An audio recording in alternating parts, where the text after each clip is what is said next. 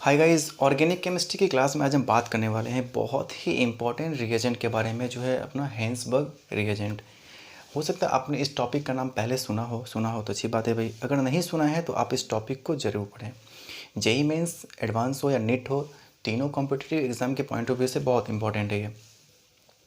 देखो क्या है इसका फंक्शन, क्या प्राइमरी फंक्शन क्या है ये, और ये दिखता कैसा है, स्ट्रक्चर कैसा है, इसको हम क्या नाम से बोलते हैं, ये सारी बातें हम अभी करते हैं। ठीक है, इस लेक्चर के एंड में मैं आपको बताऊंगा कुछ इंटरेस्टिंग फैक्ट्स इस रिएजेंट से रिलेटेड कि भाई क्या सच में हेंसबर्ग ने इस रिएजेंट की खोज की थी, क्या सच में इतना टाइम दिया था इस रिएजेंट को खोज करने में, और भी साथ में कुछ और भी फैक्ट्स हैं वो बताऊंगा लास्ट में, जिससे क्या होगा आपको ये ये जो रिएजेंट है आपको ये याद हो जाएगा बिल्कुल, और ये किस तरीके से काम करता है आपको ये भी याद रहेगा। अगर फिर भी याद ना हो तो लास्ट में आपको मैं एक ट्रिक दूंगा, बहुत ही अच्छी सी ट्रिक है जिससे आपको याद तो पक्का हो जाएगा। तो चलिए हम शुरुआत करते हैं हेंसबर्ग रिएजेंट। देखो एक साइंटिस्ट है हेंसबर्ग, इन्होंने एक रिएजेंट की खोज की थी जो है अपना C6H5SO2Cl, जिसे हम बोलते हैं बेंजीन सल्फोनिल क्लोराइड। ये एक रिएजेंट है जो दिखता ऐसा है, बेंजीन सल्फोनिल क्लोराइड। ठीक है, अब ये करता क्या है, इसका काम क्या है, इसका मेन फंक्शन क्या है, ये आइडेंटिफाई करता है अलग अलग अमाइंस को। सपोज करो अपने पास अलग अलग कंटेनर में हमें अलग अलग अमाइंस दिए गए हैं। ठीक है, अमाइंस दिए गए हैं। ठीक है, अब ये बोल दिया कि किसी में 1 डिग्री है, किसी में 2 डिग्री, किसी में 3 डिग्री अमाइंस है। ये 1 डिग्री अमाइन, ये 2 डिग्री अमाइन, और ये 3 डिग्री अमाइन। अब हमें ये बताना है चेक करके कि किस कंटेनर में एग्जैक्टली 1 डिग्री, किस में 2 डिग्री और किस में 3 डिग्री अमाइंस है। तो इसे चेक करने के लिए, आइडेंटिफाई करने के लिए हम इस रिएजेंट का इस्तेमाल करेंगे, हेल्प लेंगे इसकी। और इसकी खास बात क्या है, ये हमें एग्जैक्ट एकदम एक्यूरेट आंसर बताता है ना, बिल्कुल 100% सही आंसर बताएगा। तो चलिए देखते हैं किस तरीके से काम करता है। हेडिंग डालेंगे हेंसबर्ग रिएजेंट, हेंसबर्ग रिएजेंट। ठीक है, बहुत इंपॉर्टेंट टॉपिक है ये एक ऐसा टॉपिक है ना जो आपको, देखो डायरेक्ट क्वेश्चन तो इससे नहीं आते हैं, लेकिन क्या होता है ना कि आप जब बहुत ही लेंदी टाइप के क्वेश्चंस आते हैं, मल्टीपल स्टेप्स वाले क्वेश्चंस आते हैं, तो लास्ट स्टेप में जो है इसकी पॉसिबिलिटीज़ हैं कि इस टॉपिक से रिलेटेड क्वेश्चंस आ सकते हैं।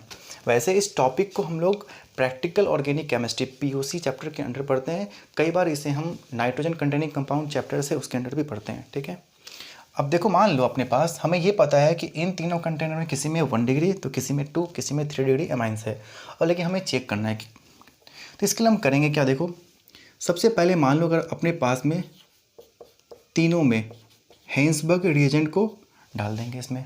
ठीक है, हेंसबर्ग रिएजेंट क्या होता है, देखो हेंसबर्ग रिएजेंट है अपना बेंजीन सल्फोनिल क्लोराइड। ये जो कंपाउंड है ये हेंसबर्ग रिएजेंट है, इसकी रिएक्शन करवाएंगे। तीनों में क्या करेंगे हम, थोड़ा थोड़ा मिक्स कर देंगे। अच्छा ये दिखता कैसा है, ये दिखता है बिल्कुल कोकोनट ऑयल जैसा है। कोकोनट ऑयल आपने देखा है ना, कोकोनट ऑयल बिल्कुल ऐसा दिखता है, ट्रांसपेरेंट होता है, कलरलेस होता है, और उतना ही ये थिक होता है, गाढ़ा होता है ना। अब इसकी रिएक्शन जब करवाएंगे हम, तो देखो क्या होने वाला है,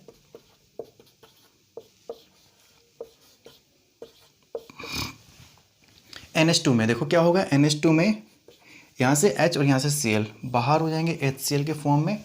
अपना क्या बनेगा प्रोडक्ट, देखो प्रोडक्ट अपना बनेगा RNHS डबल बॉन्ड O, और ये बेंजीन। ठीक है, अपना ये प्रोडक्ट बन गया। हमने क्या किया, सबसे पहले तीनों ही कंटेनर में इस कंपाउंड को डाल दिया। अब बेंजीन सल्फोनिल क्लोराइड को बार बार, देखो इतना लंबा नाम तो नहीं, मैं क्या इसे शॉर्ट फॉर्म में BSC लिखूंगा, BSC बेंजीन सल्फोनिल क्लोराइड, इस नेम से ही हम लोग BSC के नेम से लिखेंगे। ठीक है, तीनों में क्या किया हमने, BSC को मिक्स कर दिया। चलो ठीक है, अब जिसमें भी 1 डिग्री अमाइन होगा रिएक्शन अपनी ये होगी।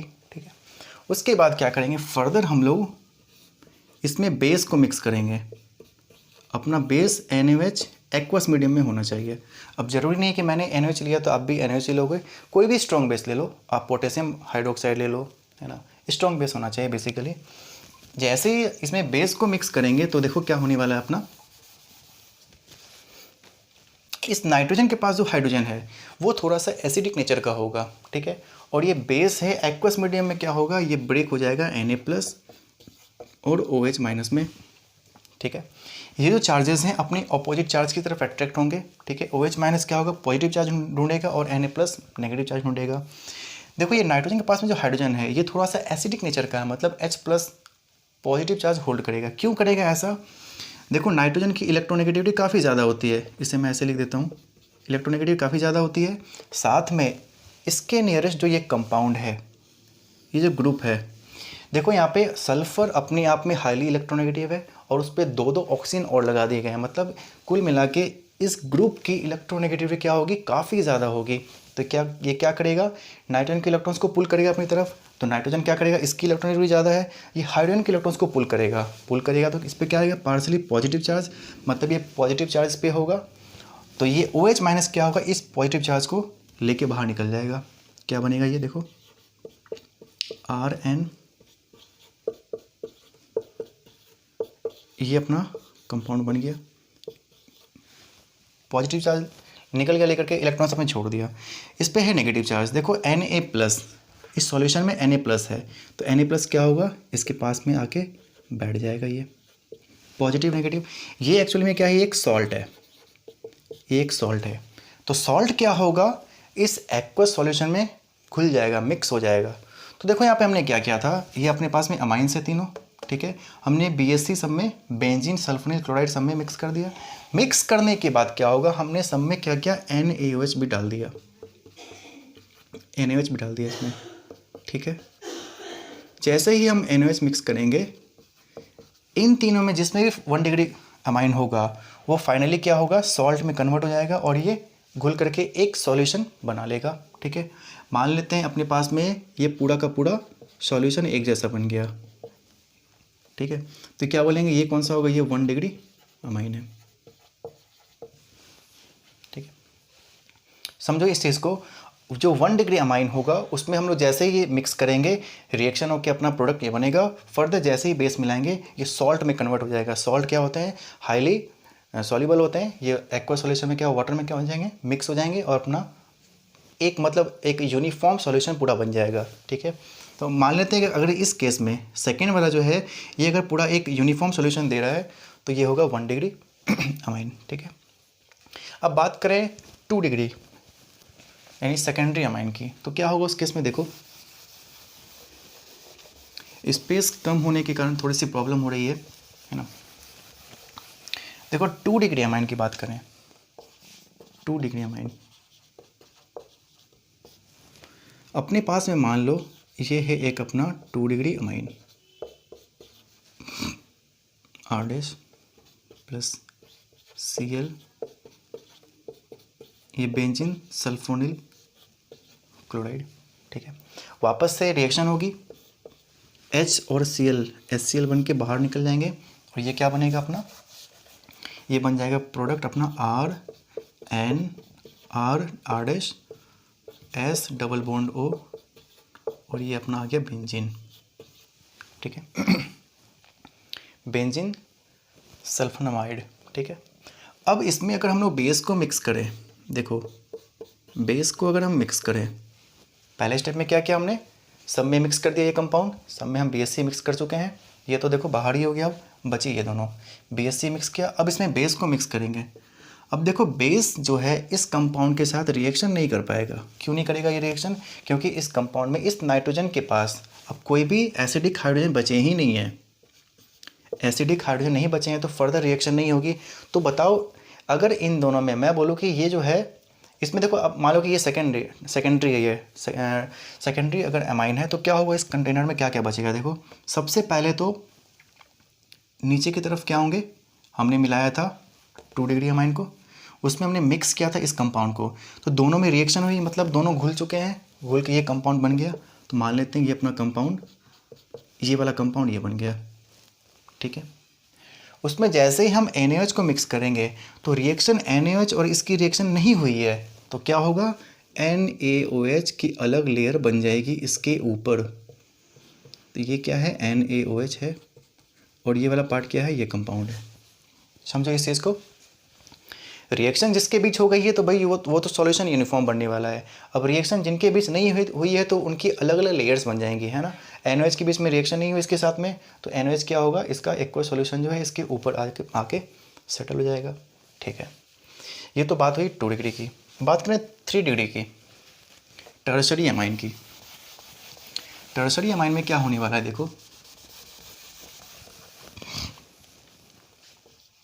3 डिग्री एमाइन। अपने पास मान लो ये एक 3 डिग्री एमाइन है, R dash R double dash plus Cl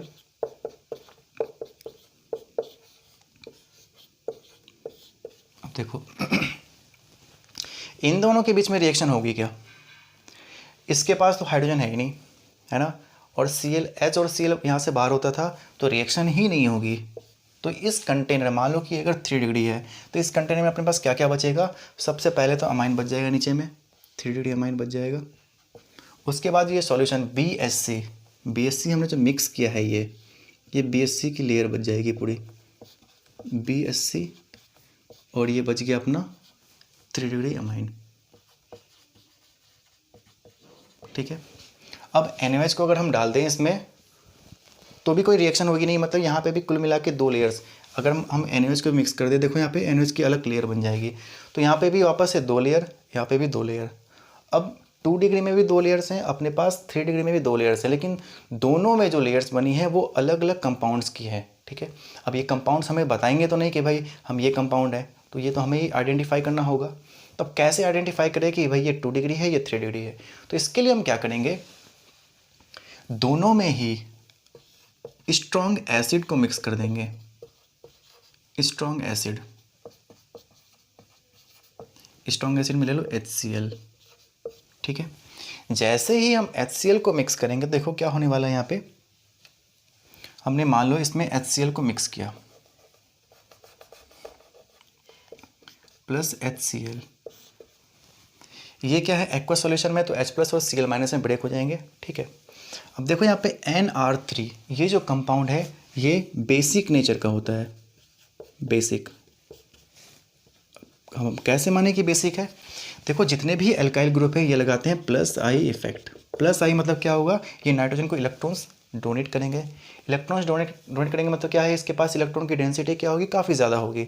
electron की डेंसिटी ज़्यादा है तो इसके पास में प्लस चार्ज H प्लस और Cl माइनस, क्या होगा, प्लस चार्ज इस नाइट्रोजन पे अटैक करेगा।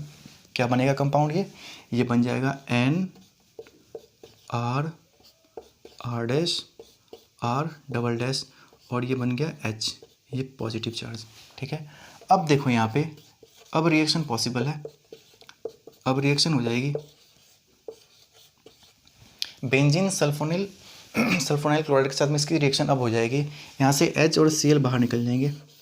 ठीक है, क्या बनेगा प्रोडक्ट, ये बन जाएगा NR dash R double dash और ये बन गया S डबल बॉन्ड O, ये अपना बन गया प्रोडक्ट, पॉजिटिव चार्ज इस पे। ठीक है, मतलब कहने का मतलब क्या है, जैसे ही हम एसिड को मिक्स करेंगे, एसिड को मिक्स करने के बाद अगर सॉल्यूशन यूनिफॉर्म बन जाता है, एक जैसा पूरा सॉल्यूशन अगर हो जाए तो वो क्या होगा, 3 डिग्री होगा। अगर 2 डिग्री में हम एसिड को मिक्स करें तो रिएक्शन आगे नहीं होगी, रिएक्शन आगे होगी ही नहीं। क्यों नहीं होगी रिएक्शन, देखो यहाँ पे वो जो इंटरमीडिएट कंपाउंड बना था वो उतना ज़्यादा बेसिक नहीं होता, या फिर बोलो कि बेसिक नहीं होगा। थोड़ा सा इसको समझ ही लेते हैं, है ना। ये बात समझ में आ गई कि जैसे ही एसिड को मिक्स करेंगे क्या होगा, सॉल्यूशन जो अलग अलग लेयर बनी हुई थी वो उनके बीच रिएक्शन होकर एक यूनिफॉर्म सॉल्यूशन बन जाएगा, मतलब एक ही टाइप का सॉल्यूशन बन जाएगा। इसलिए हम बोल सकते हैं कि ये 3 डिग्री अमाइन है ना। 2 डिग्री में एसिड मिलाने से कोई भी चेंज नहीं आएगा, मतलब 2 लेयर अपने पास में बनी हुई है तो वो 2 लेयर रह जाएगी। समझते हैं इस चीज़ को। मान लो अपने पास में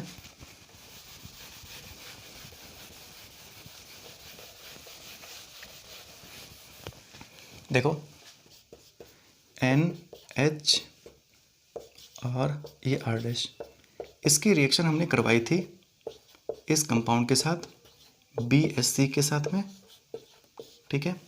तो ये HCl के फॉर्म में बाहर निकल गया था, अपना क्या बन गया था प्रोडक्ट, ये बन गया था R dash S double bond O, और ये कंपाउंड बन गया था। लेकिन जब इसकी रिएक्शन हम बेस से करवाए थे तो कोई भी रिएक्शन नहीं हुई थी, ठीक है। अगर हम HCl को मिक्स कर दें तो HCl को मिक्स करने के बाद ये H+ आयन इस नाइट्रोजन पर अटैक नहीं करेगा। क्यों नहीं करेगा? देखो, इसके पास में जो लोन पेयर है, इलेक्ट्रॉन की डेंसिटी ऑलरेडी कम हो चुकी है। क्यों कम हो गई? वापस से इस ग्रुप के कारण। देखो, ये ग्रुप के हाईली इलेक्ट्रोनेगेटिव है ना। ये क्या करेगा? इलेक्ट्रॉन्स को अपनी तरफ पुल करेगा।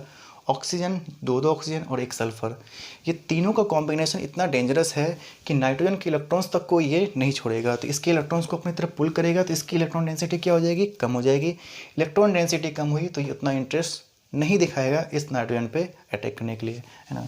तो इसका बेसिक नेचर क्या होगा? थोड़ा सा कम हो जाएगा इस इलेक्ट्रोनेगेटिव ग्रुप के कारण, तो रिएक्शन आगे नहीं होगी। तो इस केस में क्या, जो दो लेयर बनी हुई थी वो वैसी की वैसी ही रह जाएगी, हमें एसिड मिलाने के बाद भी, ठीक है।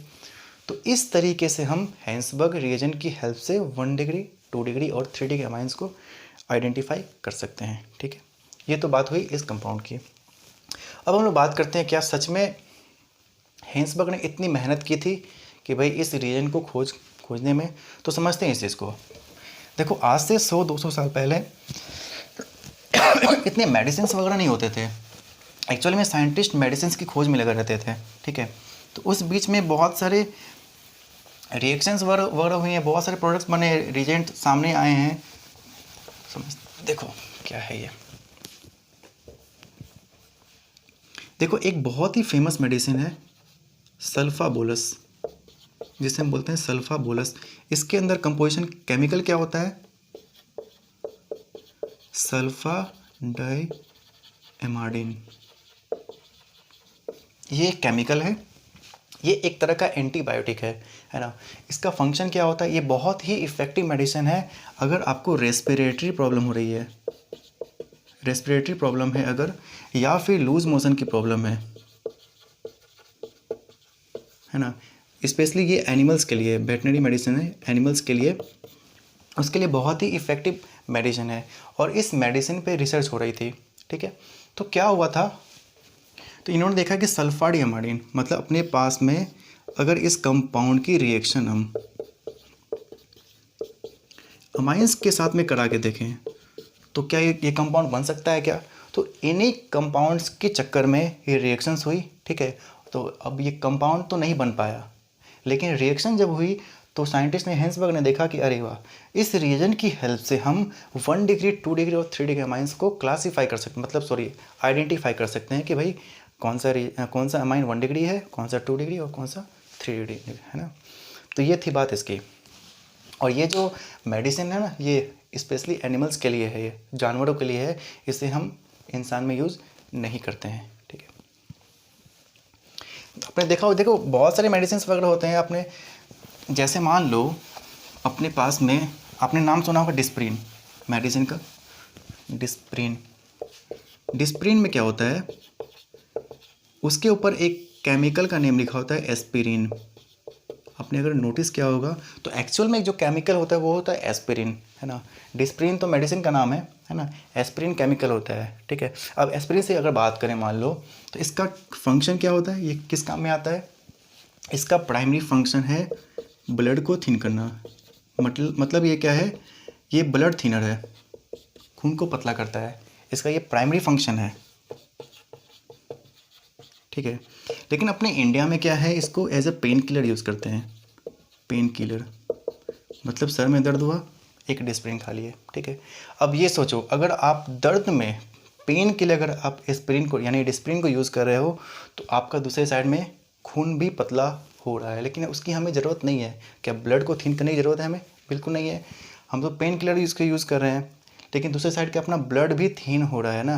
देखो इस तरीके से।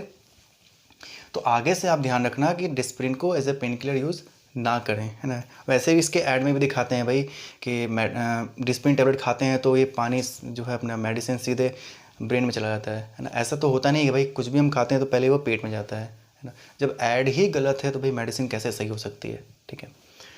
तो ये थी अपनी हैंसबर्ग रीजन की बातें, ठीक है। नेक्स्ट टॉपिक में हम नेक्स्ट क्लास में हम लोग मिलते हैं नई टॉपिक के साथ। चैनल को सब्सक्राइब करें, लाइक करें, अपने दोस्तों से शेयर करें। Thank you.